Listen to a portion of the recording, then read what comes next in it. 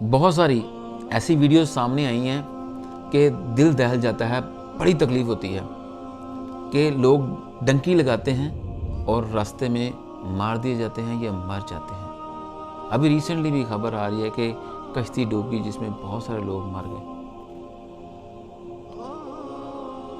अब यकीनन लोग मजबूरी में जाते हैं ये, और मजबूरी के साथ साथ लोगों को शौक़ भी होता है।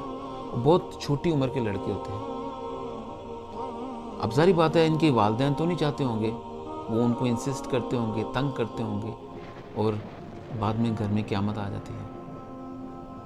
मैं पहले भी कई बार कह चुका हूँ, खुदारा ये हाथ जोड़ के कहता हूँ, जितना पैसा आप डंकी लगाने में लगाते हो उससे कई गुना कम लगाकर आप कुछ सीख सकते हैं, कुछ हुनर सीख सकते हैं।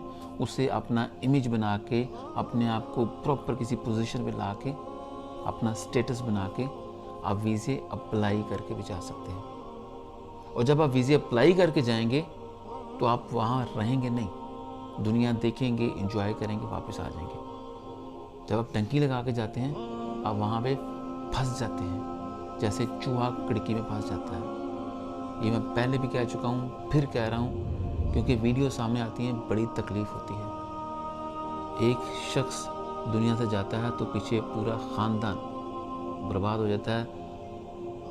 कैसे वो बर्दाश्त करते हैं? जो परदेश में चले जाते हैं वो परदेश को रोते रहते हैं कि परदेश बड़ा मुश्किल है।